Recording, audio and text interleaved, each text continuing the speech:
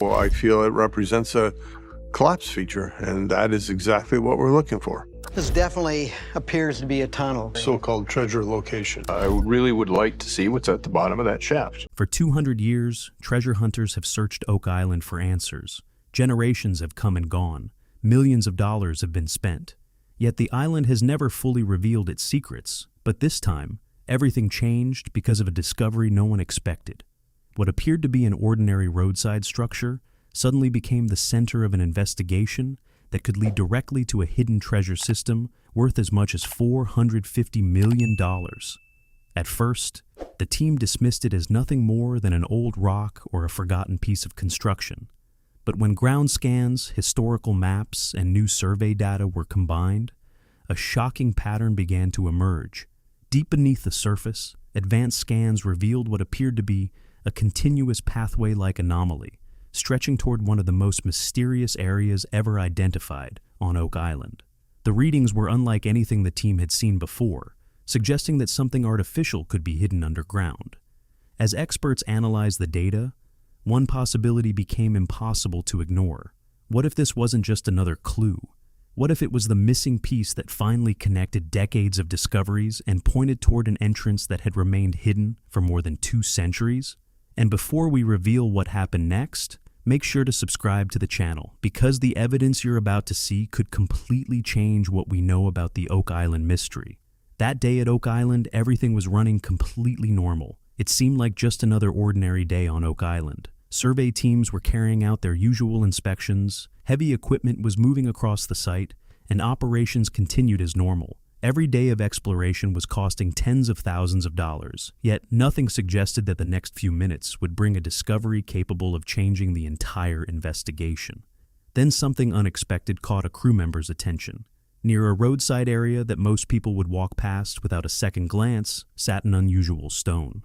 At first, it appeared completely unremarkable. It was weathered, rough, and weighed roughly 20 to 25 kilograms. But once the dirt covering its surface was removed, several details immediately stood out. Its edges looked unusually straight, almost as if they had been shaped rather than formed naturally. Even more intriguing were faint markings visible across parts of the stone. They weren't clear enough to identify, but they looked intentional. The location raised even more questions. The stone happened to sit along a line that closely matched routes shown on several historical maps, connected to earlier Oak Island investigations. Despite that, nobody rushed to conclusions. Over the years, the island had produced countless misleading clues, many of which led nowhere. Still, the team decided to run a quick scan of the surrounding ground. The results were surprising. The soil around the stone showed density variations nearly twice as high as expected. It wasn't enough to confirm anything significant, but it was certainly enough to attract attention. When Rick Lagina arrived, he immediately focused on the object. He examined it carefully without saying much. Marty remained skeptical. It could mean nothing, he suggested, but the data hinted at something different. Measurements showed disturbances in the surrounding soil extending several feet below the surface, suggesting that digging or placement activity may have occurred there long ago. That was when the mood began to shift. Suddenly, this small roadside object no longer seemed random. Its shape, location, and the unusual readings around it appeared to form a pattern. More importantly, that pattern pointed in the same direction as a much larger underground anomaly previously detected between 110 and 130 feet below the surface. There was no dramatic reveal and no instant proof, just a subtle clue that might represent the first visible sign of a hidden route leading toward what some believe could be a treasure system worth hundreds of millions of dollars. As news of the discovery spread across the site, attention quickly turned toward the stone. Only moments earlier, it had been ignored. Now, it had become the center of discussion. On Oak Island, every clue carries potential, yet history has shown that not every clue is genuine. That uncertainty was clearly dividing opinions among the team. Rick stood quietly nearby, studying the object. To him, it represented more than a piece of rock. It represented possibility.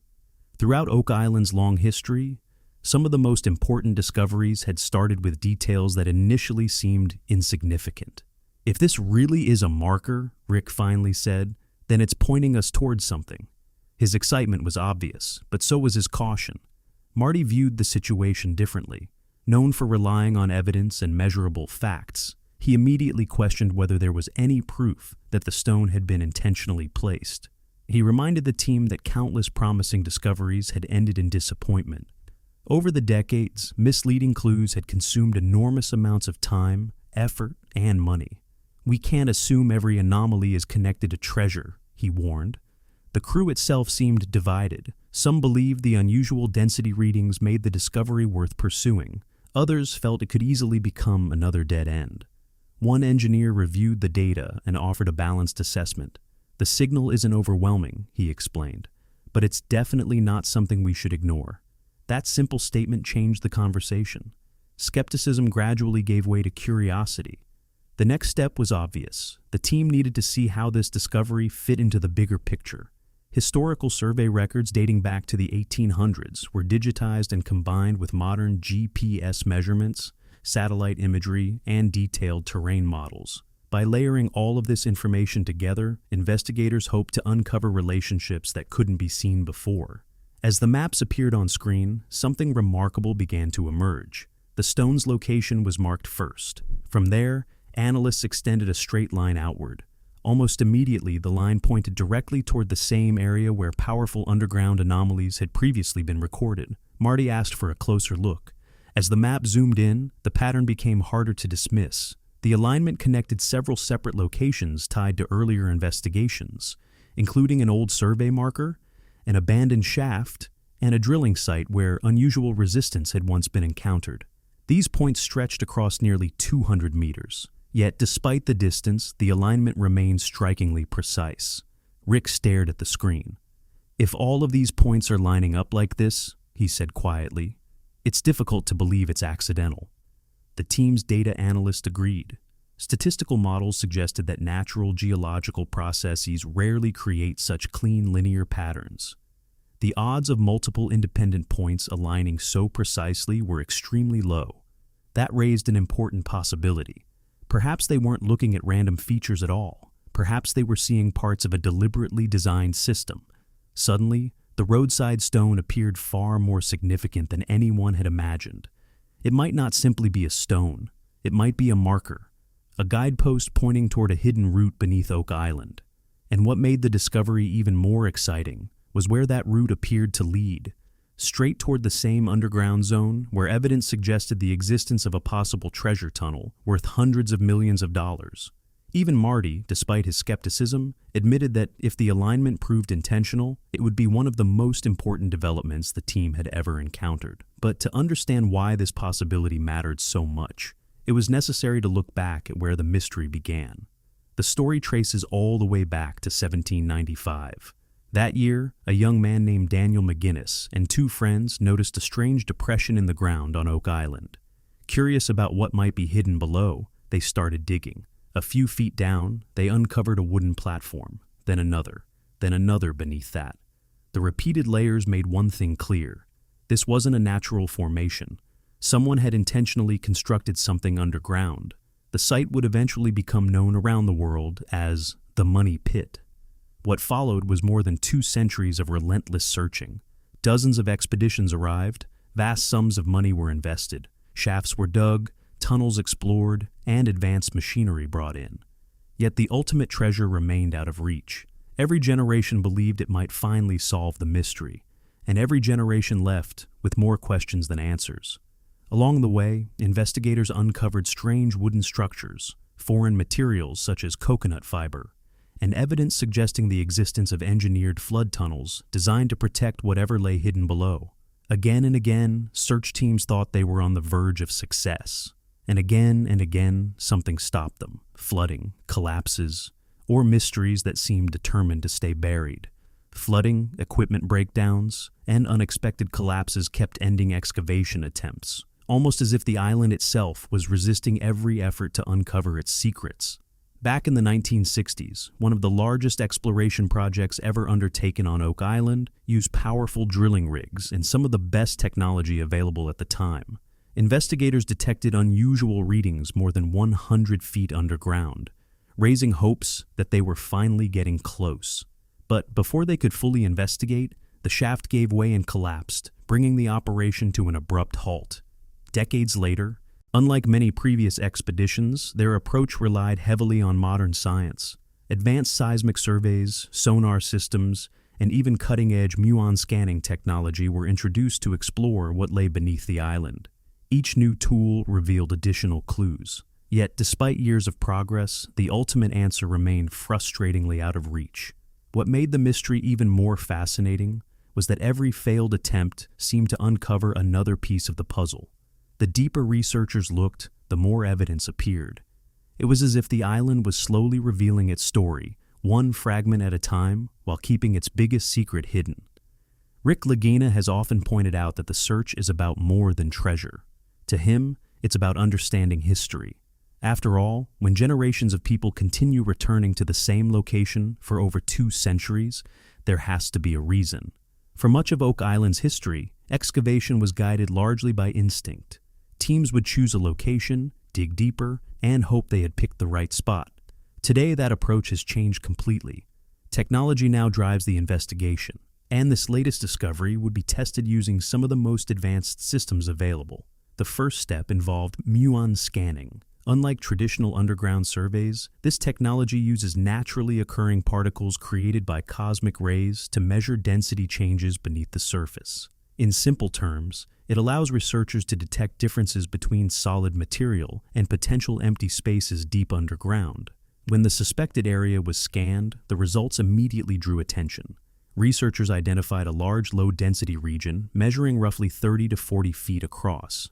It behaved differently from the surrounding ground, suggesting that something unusual might exist below. Next came seismic imaging. Controlled vibrations were sent into the earth, and analysts studied how the returning waves behaved. Solid ground produces one type of response, while tunnels, voids, or hidden structures create very different patterns. Once again, the data pointed in the same direction. At depths ranging between 110 and 130 feet, a continuous disturbance appeared. Instead of looking random, it resembled a long underground feature extending through the area. But the most surprising development came afterward. All of the information, from historical maps to modern scans, was fed into an advanced AI analysis system. Thousands of records spanning decades were compared simultaneously. The software identified relationships that would have been extremely difficult to recognize manually. The conclusion was hard to ignore. The roadside marker, historical reference points, and newly discovered underground anomalies appeared connected. According to one data specialist, these weren't separate discoveries at all. They looked like parts of the same structure. Rick remained focused on the display as the analysis unfolded. Marty, who usually challenged every possibility, also avoided making quick judgments. Because at this stage, the discussion was no longer based on theories. It was based on measurable evidence. When the final scan results appeared, the room fell silent. Oak Island had produced strange signals before, but this situation felt different. Previous anomalies were often scattered and inconsistent. These readings, however, formed a clear and repeating pattern, suggesting the presence of something much larger beneath the island. Both the seismic survey and the muon scan highlighted the same depth range, between 110 and 130 feet below the surface. Coincidentally, this was the very area where weaker anomalies had been reported in earlier investigations. Only now, the signal was significantly stronger. As analysts magnified the data, a distinct shape began to emerge. A feature roughly 35 to 40 feet wide stood out clearly from the surrounding geology. One engineer quietly studied the results before speaking. This doesn't appear natural. Normally, underground voids and soft zones create irregular shapes. This anomaly was different. Its dimensions remained surprisingly consistent, giving the impression of a controlled or intentionally constructed pathway. The density readings added even more intrigue. In several locations, values differed by 2 to 3 times compared to nearby soil, a characteristic often associated with compacted fill, engineered spaces, or artificial structures. Rick couldn't take his eyes off the monitor. Finally, he asked a simple question. "Are we sure this signal is real?" The analyst responded immediately. "We've checked it multiple times. Every scan produces the same result." That answer changed everything. This wasn't a temporary error. It wasn't faulty equipment. Something beneath Oak Island was generating the pattern consistently. Marty then raised another possibility. What if it's simply an empty cavity? It was a fair question, but the specialist pointed out an important detail. A simple void would typically create weaker and less consistent responses. The anomaly they were seeing was strong, continuous, and remarkably organized. At that moment, everyone realized the significance of what they were looking at. This was no longer a minor underground irregularity. It appeared to be a major subsurface feature. Some experts described it as a tunnel. Others believed it could be part of a larger chamber complex. But regardless of the interpretation, they all agreed on one thing. The anomaly demanded further investigation. Of course, on Oak Island, scan results alone are never enough. Technology can suggest answers. Only physical evidence can confirm them. That meant it was time to drill. Core drilling operations were launched directly above the target zone identified by the surveys. As the drill descended, samples were collected at regular intervals to create a detailed picture of every underground layer. Initially, nothing seemed unusual. The first 20 to 30 feet consisted of ordinary soil, gravel, and surface materials. But deeper down, the situation began to change. Between 60 and 70 feet, researchers encountered soil that was significantly more compact than expected. Rather than appearing naturally compressed, it looked deliberately packed. Then another surprise emerged. Near the 90-foot mark, fragments of wood were recovered. Finding wood at that depth immediately caught the team's attention. Even more remarkable was the fact that the material remained identifiable despite its age. As drilling continued beyond 100 feet, the underground layers became increasingly complex. Soil, rock, and densely packed material appeared together in patterns that seemed difficult to explain through natural processes alone. Certain sections were so tightly compacted that additional drilling force became necessary. The logs revealed another intriguing detail. Layer changes were occurring at intervals of roughly 8 to 10 feet. That pattern sounded familiar. Historical descriptions of the money pit had repeatedly mentioned wooden platforms and engineered barriers placed at similar depths. Rick personally inspected many of the recovered samples. Holding them in his hands, he quietly observed that the arrangement didn't feel random. It appeared intentional. Marty remained cautious as always. Still, even he acknowledged that if nature had created these formations, it had done so in an extraordinarily unusual way. At this point, the investigation had moved beyond theories. The evidence was beginning to come directly from the ground itself. Every major clue, the scans, the alignments, and the core samples, seemed to point toward the same conclusion. And when researchers combined all of those pieces, a new possibility emerged. The question was no longer whether something existed underground. The real question had become far more important. What exactly was it? That was the moment the tunnel network theory started gaining serious attention. Initially, many investigators assumed they were searching for a single passage leading toward a hidden chamber. But the data suggested something much more complex. The seismic images showed a generally linear feature, yet it wasn't perfectly straight. Certain sections appeared to curve slightly. Other areas hinted at possible branching connections. Those details suggested the presence of more than one pathway.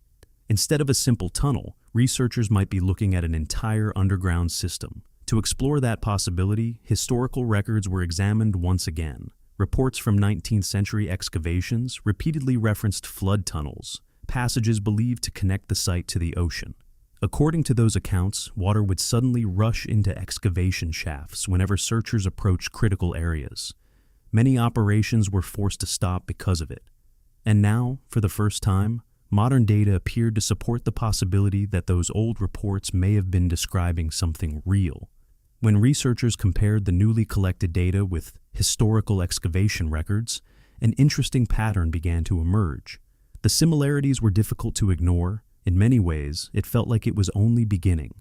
Once again, Oak Island had refused to reveal all of its secrets. Instead, it offered just enough information to create even more questions. The mystery had evolved. The question was no longer whether something exists beneath the island. Now the real question was how large it might be, and how much deeper it extends.